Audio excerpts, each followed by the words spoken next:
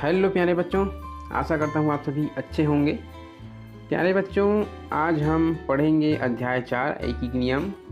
और इस पाठ में हम आज के इस वीडियो में समझेंगे कि ऐकिक नियम क्या है और इससे संबंधित कुछ सवाल देखेंगे। सवाल से समझने का प्रयास करेंगे कि ऐकिक नियम में दिए गए सवालों को कैसे हल करना है। यहाँ पे उदाहरण नंबर 1 को हम समझेंगे। उदाहरण नंबर नीचे और दिया हुआ है। उदाहरण 3, 4 यहाँ तक हम आज पढ़ेंगे। ठीक है बच्चों। तो प्यारे बच्चों, यदि आप इसके पहले वीडियो आप नहीं देखे होंगे, इसके पहले वीडियो में हमने अध्याय 3 के इबारती सवाल, लाभ हानि के जो सवाल है, इन सभी सवालों को हल करके देखा है। यदि आप नहीं देख पाए होंगे तो इस वीडियो के डिस्क्रिप्शन बॉक्स में जाकर देख सकते हैं। मैं पूरे सारे वीडियो का लिंक वहाँ पे डाल दूँगा। एक ही लिंक को क्लिक करने पर सारे वीडियो आपको दिख जाएंगे। आपको जो वीडियो देखना रहेगा आप देख सकते हैं। ठीक है बच्चों, तो आज हम पढ़ने वाले हैं ऐकिक नियम। तो चलिए आज के इस सेशन को शुरू करते हैं। तो चलिए समझते हैं कि ऐकिक नियम क्या है। ऐकिक नियम का मतलब होता है बच्चों एक एक का नियम, है ना। एक का नियम मतलब, एक का नियम कहने का मतलब ये हुआ कि हम किसी भी एक वस्तु का मूल्य ज्ञात करते हैं या ज्ञात होता है, तो इस एक वस्तु के मूल्य के आधार पर हम अधिक वस्तु के मूल्य बता सकते हैं। यहाँ पे जैसे समझाया गया है, एक पेन का कीमत 5 रुपये है, तो यहाँ पे 10 पेन खरीदने पर हमको कितने कीमत चुकानी पड़ेगी, कितने मूल्य देने पड़ेंगे, ये एक सवाल बन सकता है। ठीक है, तो उसी बात को हमको समझना है। आप समझिए कि ऐकिक नियम क्या है। एक की नियम को हम बोलते हैं ऐकिक नियम। तो ये एक की नियम क्या है? एक मतलब किसी भी एक वस्तु की कीमत को जानना। इसीलिए यहाँ पे देखिए एक एक वस्तु की कीमत को बताया गया है। एक पेन की कीमत 5 रुपये है, एक पेंसिल की कीमत 2 रुपये, एक रबर की कीमत 1 रुपये, एक कॉपी की कीमत 6 रुपये, एक चौक का एक डिब्बा है, उसका कीमत 12 रुपये है, स्लेट की कीमत 15 रुपये है ना। तो ये इस प्रकार से समझाया हुआ है। नीचे देखिए क्या है ना। उसके आधार पर, उसी के आधार पर ऊपर दी गई वस्तुओं के मूल्यों को देखकर नीचे बनी तालिका पूरी करो। अब ये लिखा है पहला पेन, है ना, वस्तु का नाम है। मात्रा कितनी है? 8 है। तो यहाँ पे देखिए बच्चों, उसका मूल्य क्या होगा, खाली है, उसको लिखना है आपको। तो पेन, यहाँ पे एक पेन का 5 रुपये दिया है, तो 8 पेन का कितना होगा ये पूछा जा रहा है। इसी को बोलते हैं ऐकिक नियम बच्चों, एक की नियम। तो एक की नियम मतलब एक का आपको बता दिया गया है कि 5 रुपये है, तो 8 पेन की क्या होगी कीमत, ये पूछा जा रहा है। तो प्यारे बच्चों, एक पेन का यदि 8 है, एक पेन का यदि 5 है और हमको 8 पेन की मूल्य ज्ञात करना है, तो हम इसको 8 से गुणा करेंगे, या दूसरी जो विधि होगी, हम 8 पेन रखेंगे, 3, 4, 5, 6, 7, 8, सभी के सामने हम 5 5 लिखेंगे और इसको जोड़ते जाएंगे। ये दूसरी होगी, है ना।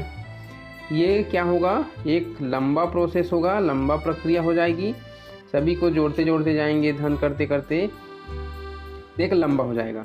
इसी बात को हम क्या है कि 5 को कितना बार जोड़ना पड़ रहा है? 8 बार, है ना। 8 बार जोड़ना पड़ रहा है। इसी को बार बार एक ही संख्या को जब जोड़ने की प्रक्रिया आती है, उसको हम गुणा कर देते हैं। 5 को हम 8 बार जोड़ रहे हैं, तो 5 गुना 8 कर देते हैं। ठीक है बच्चों।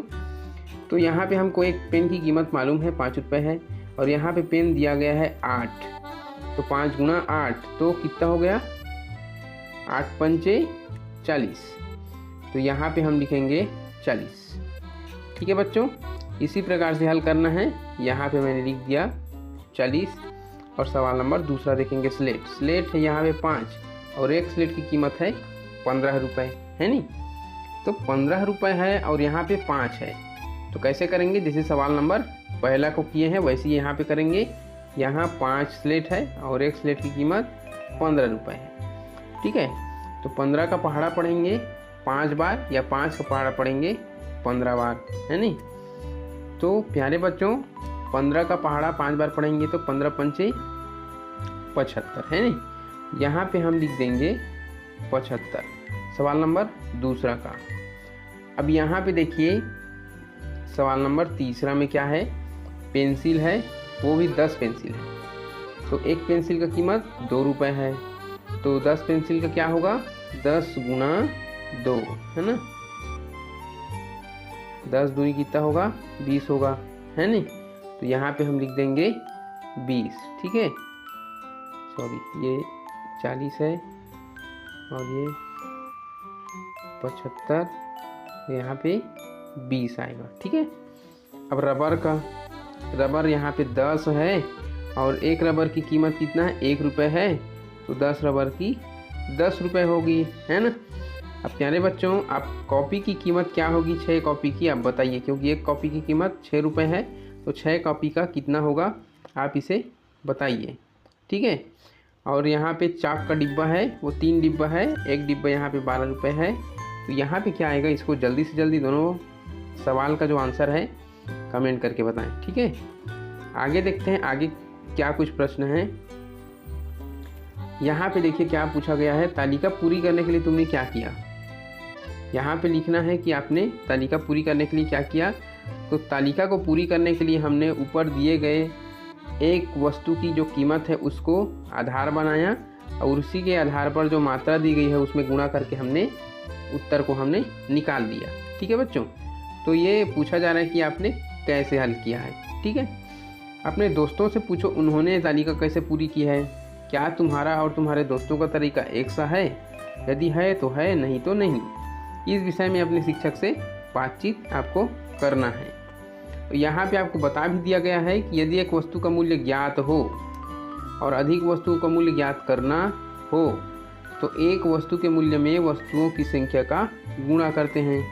जैसे ऊपर दिया हुआ है यहाँ पे, है ना, कि हमारे पास जो एक पेन की कीमत ऊपर दिया है 5 रुपये और यहाँ पे मात्रा है 8, तो जो एक पेन की कीमत है 5 उसमें मात्रा दिया है 8, उसका गुणा करते हैं तब हमको उत्तर मिल जाता है, ठीक है बच्चों।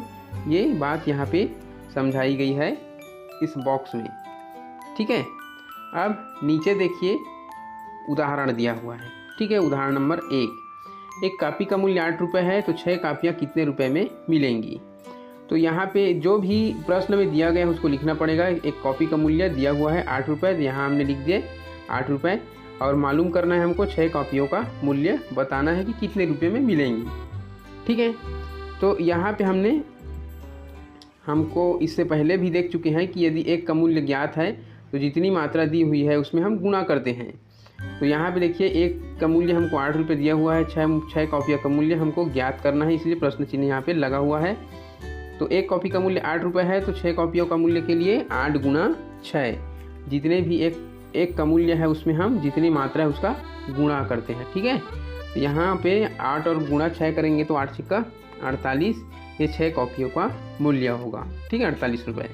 उसी प्रकार से सवाल नंबर दूसरा को देखते हैं और सवाल नंबर दूसरा में क्या है, 5 घड़ियों का मूल्य क्या होगा। 5 घड़ियों का मूल्य क्या होगा, जबकि प्रत्येक घड़ी का मूल्य 350 रुपये है। प्रत्येक घड़ी का मतलब है एक घड़ी का मूल्य बता दिया गया है। तो हमको पहले से ये चीज़ पता है कि किसी भी एक वस्तु के मूल्य हमको ज्ञात होता है तो जितनी मात्रा दी हुई है उसमें हम गुणा करते हैं, ठीक है बच्चों। तो यहाँ पे दिया गया है एक घड़ी का मूल्य 350 रुपये, ठीक।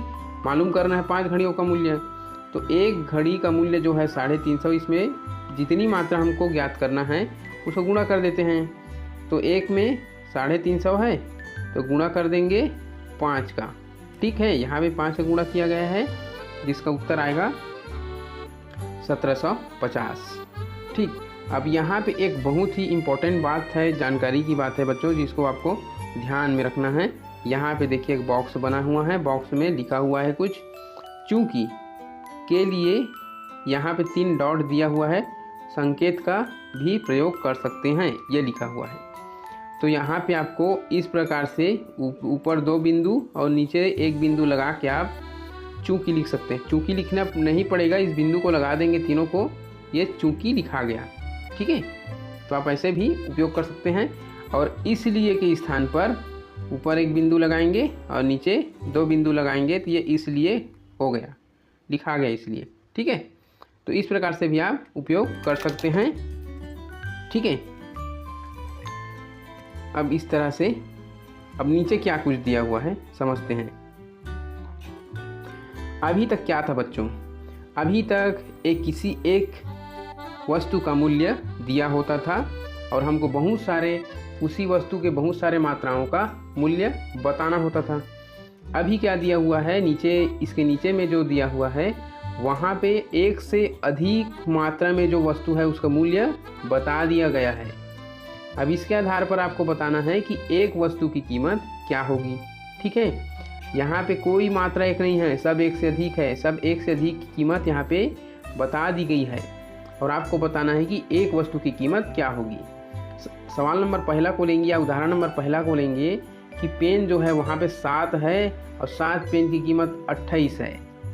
तो अब 28 रुपये है 7 पेन की कीमत, एक पेन की कीमत हमको बताना है। इसके लिए क्या करना पड़ेगा, जस्ट उल्टा हो रहा है ना बच्चों।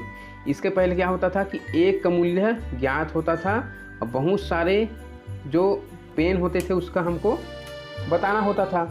यहाँ पे उसका उल्टा है। इसके पहले में क्या करते थे, एक की मूल्य ज्ञात होता था, अब बहुत सारे के मूल्य बताना है तो गुणा करते थे। अब बहुत सारे का मूल्य हमको याद है, पहले से जानकारी है, और एक की कीमत बतानी है तो उसका उल्टा हो गया। तो क्या करना है, गुणा का उल्टा क्या होता है, भाग होता है ना। तो यहाँ पे भाग करना है बच्चों। ठीक है, यहाँ पे देखिए बच्चों 7 पेन का 28 रुपये है। ठीक है, 7 पेन। तो हम क्या करेंगे, इस 28 को एक पेन की कीमत जानने के लिए 7 टुकड़ों में बांटेंगे 7 पेन के लिए, है ना भाई।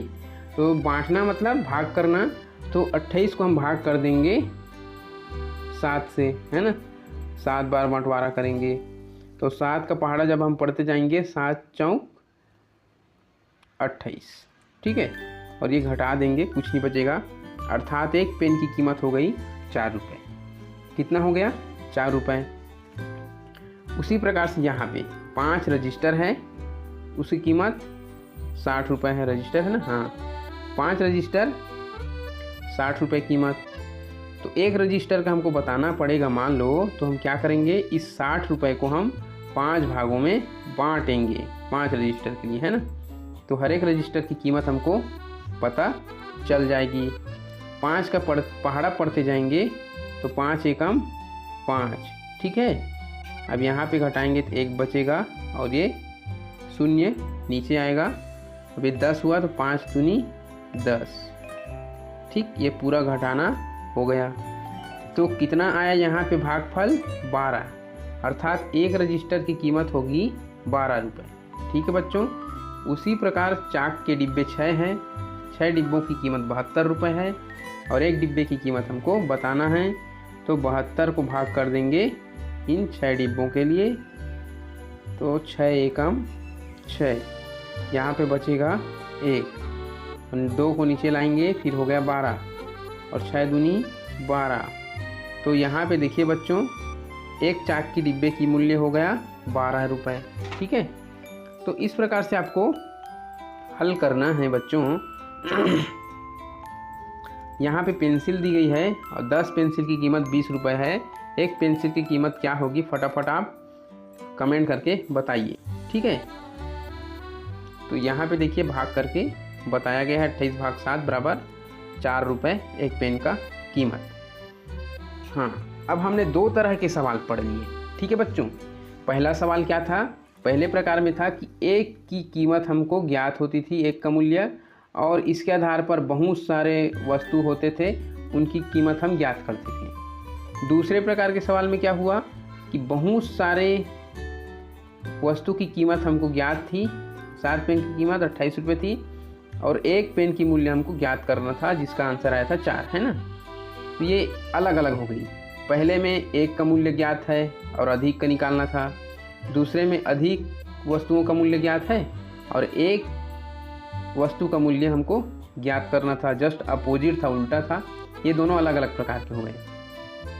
अब यहाँ पे क्या करना है बच्चों कि हमको अधिक वस्तुओं की मात्रा, अधिक वस्तुओं का मूल्य हमको पहले से जानकारी होगी, और दूसरे अधिक मूल्य वस्तुओं की मूल्य हमको बताना पड़ेगा।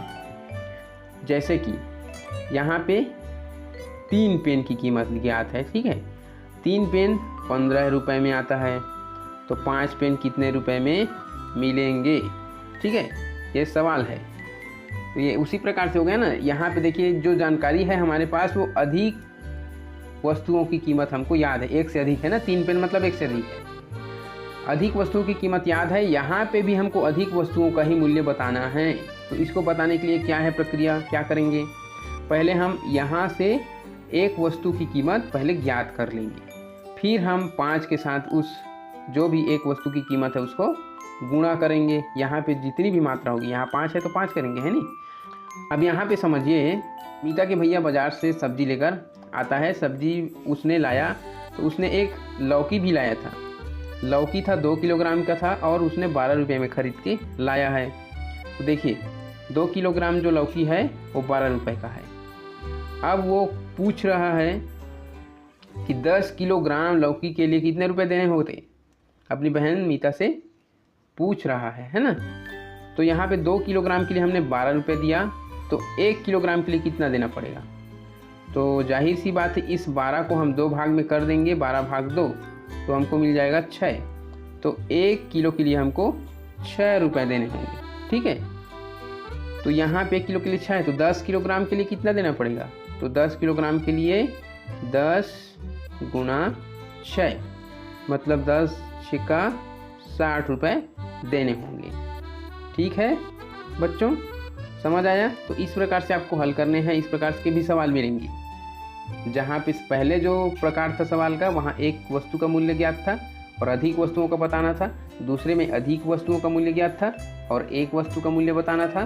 तीसरा में क्या है, अधिक वस्तुओं की मूल्य ज्ञात है और इससे भी अधिक वस्तुओं का मूल्य आपको बताना होगा, ठीक है। तो इस प्रकार से सवाल यहाँ पे आपको मिलेंगे 3 प्रकार से, है ना। तो अच्छे से समझिए बच्चों आप, ये तीनों प्रकार के सवाल आपको इस पाठ में मिलेंगे, ठीक है। जैसे कि एग्जाम्पल उदाहरण नंबर 3 को देख लेते हैं। यदि 12 किलोग्राम टमाटर का मूल्य 60 रुपये है तो 15 किलोग्राम टमाटर का मूल्य बताना है। यहाँ पे देखिए इस सवाल में क्या है, एक से अधिक वस्तुओं का मूल्य हमको अधिक किलो है ना, 1 किलो नहीं है जबकि 12 किलो है बल्कि, है ना। तो 1 से अधिक किलो का हमको मूल्य यहाँ पे बता दिया गया है और यहाँ पे 1 से अधिक किलो के मूल्य का हमको ज्ञात करने बोला है, 15 किलो का, है ना। तो 12 किलो का हमको 60 रुपये देना पड़ रहा है, 15 किलो के लिए कितना देना पड़ेगा। तो देखिए 60 को हम 12 से भाग कर देंगे, 12 भाग में बांट देंगे, 12 का पहाड़ा पड़ेंगे तो 12 पंचे 60, अर्थात क्या हुआ कि 1 किलो के लिए हमको 5 रुपये देना पड़ रहा है। 1 किलोग्राम के लिए कितना देना पड़ रहा है, 5 रुपये। तो यहाँ पे 15 किलो के लिए तो क्या करना पड़ेगा, 5 गुणा 15, 15 पंचे 75, ये क्या है 1 किलोग्राम का, 15 किलोग्राम के लिए 75 रुपये देने पड़ेंगे। ये सवाल का आंसर हुआ, ठीक है। पहले क्या करना है आपको, इस 60 रुपये को आपको क्या करना है, 12 भाग में बांटना है। 12 भाग में बांटने के बाद जो उत्तर आएगा उसको 15 के साथ गुणा करना रहेगा, ठीक है। यहाँ पे अच्छे से और उसी को डिटेल में दिया गया है। 12 किलोग्राम का मूल्य 60 रुपये, 15 किलोग्राम का हमको मालूम नहीं है, प्रश्नवाचक चिन्ह लगा है, बताना है, ज्ञात करना है। तो यहाँ पे देखिए ये चिन्ह क्या है, ऊपर में डबल डॉट लगा है, नीचे एक डॉट, चूंकि है ना, चूंकि पढ़ते हैं उसको। तो चूंकि 12 किलोग्राम टमाटर का मूल्य 60 रुपये है, इसलिए 1 किलोग्राम का मूल्य 60 भागित 12 अर्थात 5 रुपये होगा। 1 किलोग्राम टमाटर का मूल्य क्या होगा, 5 रुपये होगा। तो इसीलिए 15 किलोग्राम टमाटर का मूल्य होगा 15 गुणा 5, क्योंकि 1 किलो का 5 है तो 15 के लिए 15 गुणा 5 होगा और 15 पंचे 75 होता है। तो इस प्रकार से 15 किलोग्राम टमाटर का मूल्य हो गया 75 रुपये, ठीक है। सवाल नंबर 4, उदाहरण नंबर 4 भी उसी प्रकार से है। इसमें भी 1 से अधिक कुर्सियों का मूल्य ज्ञात है। 6 कुर्सियों का मूल्य यहाँ पे दिया 642 रुपये। सवाल को पढ़ लेते हैं। यदि 642 रुपये में 6 कुर्सियाँ मिलती है तो 4 कुर्सियों का मूल्य कितना होगा, है ना। तो यहाँ पे भी हम समझने का प्रयास करेंगे। जो सामान का मूल्य दिया हुआ है 6 कुर्सियों का 642 रुपये और 4 कुर्सियों का हमको मालूम करना है, ठीक है, कि 4 कुर्सियों के लिए हमको कितने रुपए देने पड़ेंगे। तो यहाँ पे आप भी कुर्सियों की संख्या लिख लेना, मूल्य कितना है, 4 के लिए कितना मूल्य है ज्ञात करना है। अब यहाँ पे चूँकि 6 कुर्सियों का मूल्य 642 रुपये है, तो एक कुर्सी का मूल्य बताने के लिए हमको क्या करना पड़ेगा, 642 को 6 कुर्सी का हिस्से 6 से भाग देंगे, है ना। 642 को 6 से भाग देंगे तो 6 एकम 6, घटाएंगे कुछ नहीं बचेगा, उत्तर आएगा 4। 4 6 से छोटा है तो 0 बार पहाड़ा पड़ेंगे, 6 शून्य 0 और ये हो जाएगा 4 का 4। फिर 2 आएगा, यहाँ नीचे उतर आएगा और 6 सत्ते 42, ठीक है। ये 42 में से 42 कट गया, घट गया, कुछ नहीं बचा। तो यहाँ पे जो भागफल आया है बच्चों, ये एक कुर्सी की कीमत है। क्या है, एक कुर्सी की कीमत है। तो एक कुर्सी की कीमत हो गई 107 रुपये, याद रखना, है ना। तो यहाँ पे हमें मालूम चल गई कि एक कुर्सी की कीमत 107 रुपये है। तो यहाँ पे हमको 4 कुर्सियों का मूल्य बताना है कितना होगा। तो 4 कुर्सियों के लिए हम क्या करेंगे, 107 गुणा 4, ये 4 का 7 बार पहाड़ा पढ़ेंगे, 107 गुणा 4, 4 से पहाड़ा पढ़ेंगे 7 बार, 4 7 28 का 8 हासिल 2, 4 का पहाड़ा 0 बार पढ़ेंगे तो 0 आएगा और ये 2 हासिल रहेगा। फिर 4 का पहाड़ा 1 बार, 4 एकम 4, ठीक है। इस प्रकार से 428 उत्तर मिलेगा। ये सवाल नंबर उदाहरण नंबर 4 का उत्तर है कि यदि हमारे पास 6 कुर्सियाँ पहले से 642 रुपये में खरीदी हुई है, अब 4 कुर्सियों का मूल्य बताना है, तो 4 कुर्सियों का मूल्य निकालने के लिए हमको पहले एक कुर्सी का मूल्य निकालना पड़ेगा। एक कुर्सी का मूल्य निकला 107 रुपये और उसी के आधार पर 107 का गुणा फिर 4 कुर्सियों के लिए करेंगे तो 428 रुपये ये 4 कुर्सियों का मूल्य होगा। ठीक है बच्चों, तो आज के लिए बस इतना ही। अगली वीडियो में हम देखेंगे इस अभ्यास के पूरे सवाल पढ़ेंगे। आप वीडियो से बने रहिएगा। तो आज के लिए बस इतना ही प्यारे बच्चों, आप वीडियो से लगातार बने रहें, इसके लिए आपको थैंक यू सो मच।